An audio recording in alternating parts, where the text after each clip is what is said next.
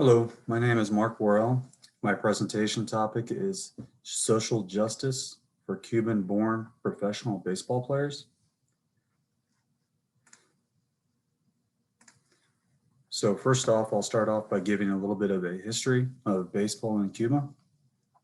Baseball was introduced to Cuba in the 1860s by Cubans who studied in the US and American sailors who ported in Cuba. The first official match in Cuba took place in Pueblo Nuevo, Matanzas, at the Palmar de Junco on December 27, 1874. And this game was between Club Matanzas and Club Havana. The Spanish-American War brought some increased opportunities to play against some of the top teams from the US, from the United States. At this time, during this times in the United States, Major League Baseball was pretty segregated, was very segregated between Major League Baseball and the Negro Leagues. So the Cuban League admitted African-American players to begin playing there in 1900. And many of the best players from the Negro Leagues were playing on integrated teams in Cuba.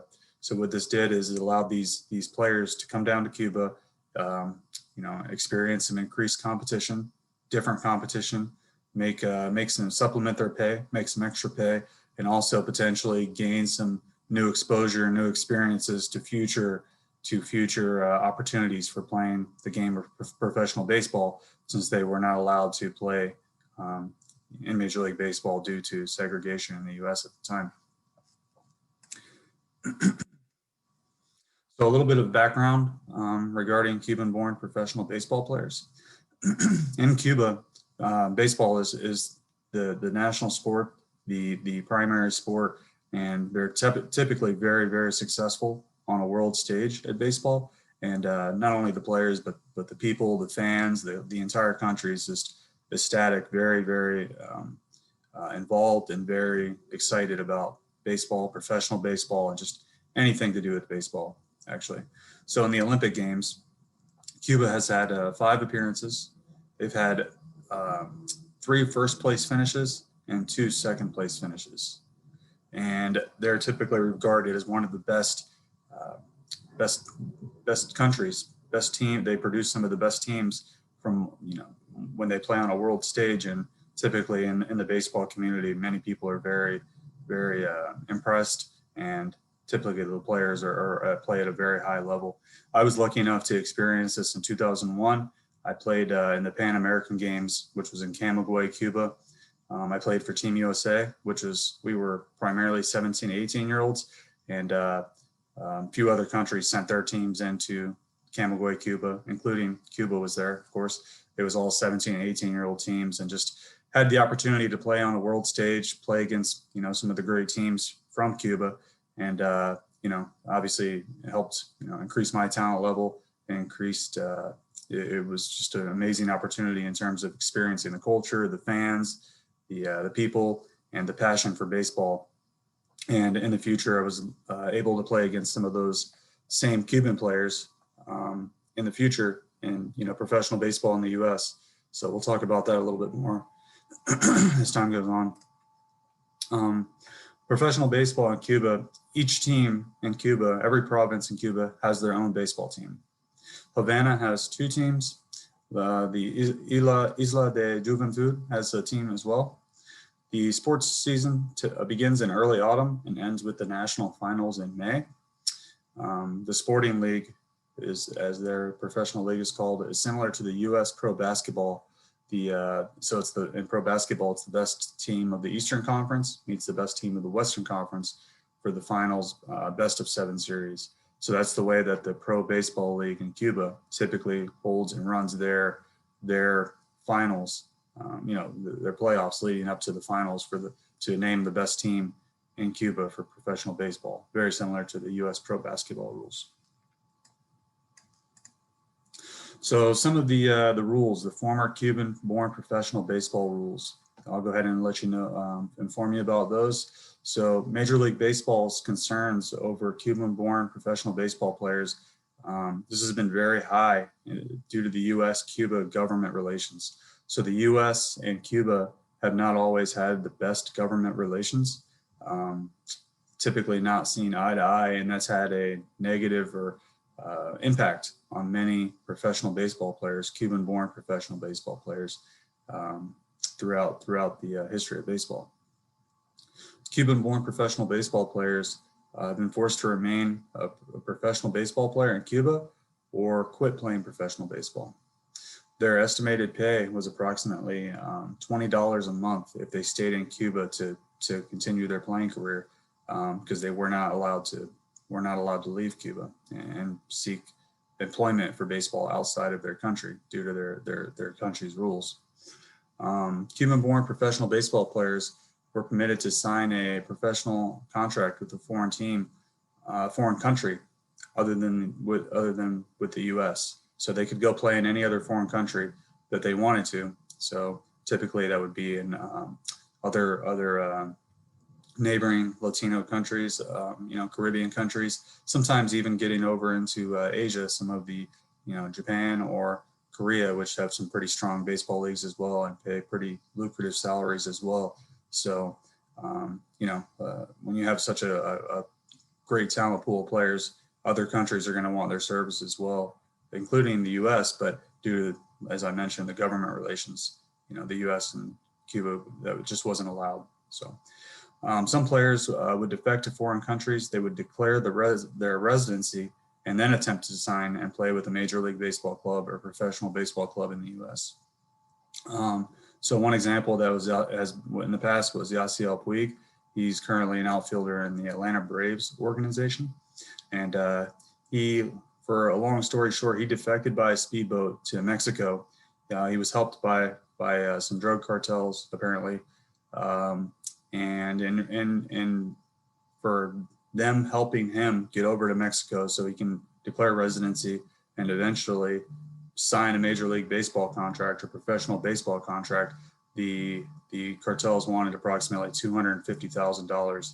So someone can see how this could be possibly negative for seen as human trafficking, and that's something that the U.S. government definitely doesn't condone, something that they don't want to see happen, and it's just a negative experience for anybody involved. But unfortunately, it's the price that some players are willing to pay in order to play on the world's highest stage, in order to make the money, the salary that they're deserved, that all the other professional baseball players around the world are getting, and to help their families, that may be living in poverty. So these are all decisions that these Cuban-born professional baseball players were and are faced with. So during the Obama administration, this was the first time that the Cuba Baseball Federation was declared not a part of the Cuba communist government. So the Obama administration was willing to set aside, even though there may have still been conflict with the governments, the Obama administration was going to set aside these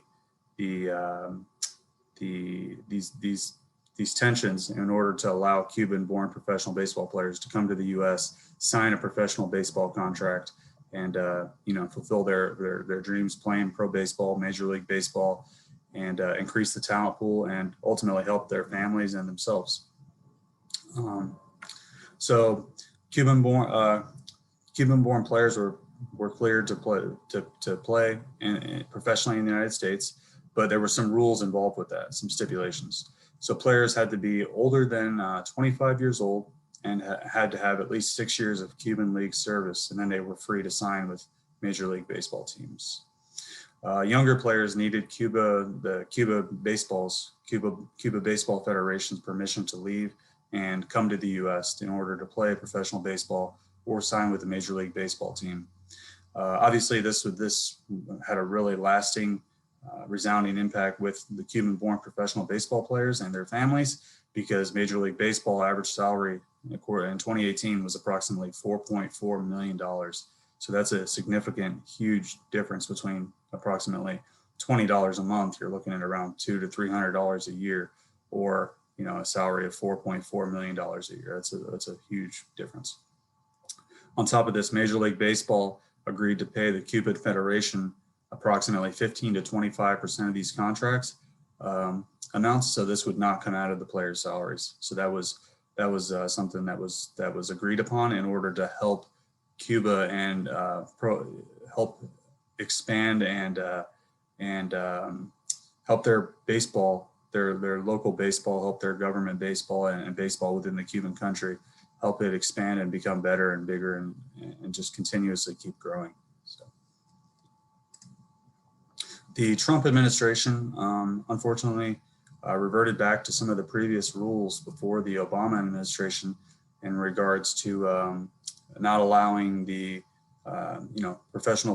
Cuban-born professional baseball players to come over to the U.S. legally and play. And the rationale behind this was that they did not want to, they wanted to decrease human trafficking and some of the drug cartels' involvement in this.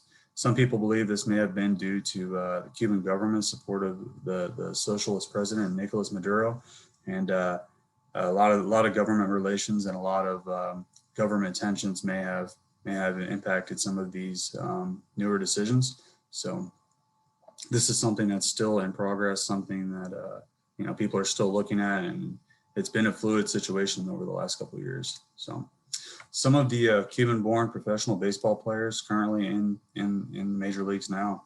So you have these are some of the stars, some of the better players in the league, and some of the more notable names. So you have Jose Abreu with the White Sox. You have Aroldis Chapman with the Yankees. You have Ulesky Gurriel with the Astros.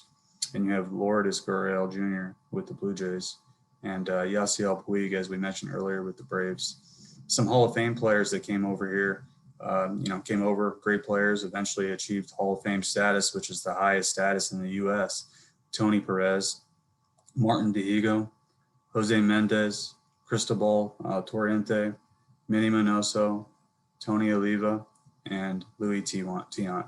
So when you talk about some of the best players in the league, Hall of Famers, I mean, it doesn't get any bigger and better than the Hall of Fame. It just speaks to the level of talent and the unbelievable talent that some Cuban-born professional baseball players have and possess. So in the future, there's still a much needed call for social justice. Major League Baseball wants Cuba to be a part of the open market, but as I mentioned before, this is really just a fluid situation, something that's continuously changing. And the next president, the president has and the government that's associated, that's in power, that's currently in power in the U.S. has a major say of what will happen here. So currently under the Trump administration, there's still tension between the governments, and players would still have to defect to a foreign country out of Cuba. So they'd have to leave and go to Mexico, or they'd have to go to Venezuela, or they'd have to maybe go to Dominican Republic, stay there, become a resident, then they can sign with the Major League Baseball team or a pro baseball team in the US. And some people within pro baseball want to see it reverted back to the Obama administration's rules, to where these players can legally come from Cuba. They don't have to risk their lives in order to potentially get involved with some negative people, so that they can get to another country and declare residency, come over here in order to play on the biggest stage, make the money that they deserve, and ultimately help their families, as we alluded to before. So this is something that's continuously developing, something that would obviously, as a baseball fan, as someone that wants to see Major League Baseball, incorporate the best talent pool from around the world and show the exact same rules, fairness, and equality for everybody, for players from no matter where they're from. Hopefully, Cuban-born professional baseball players can all have the same opportunities as players from the rest of the world, and and obtain the fair salaries, the amount of salaries that they deserve as well in the future. So this is something that's developing, and hopefully will work out for the best. But these are some of the references that I used to obtain my results, and to contribute to this conversation and this ongoing topic. I thank you for your time and support, and I look forward to the questions. And thank you for having me in this in this presentation.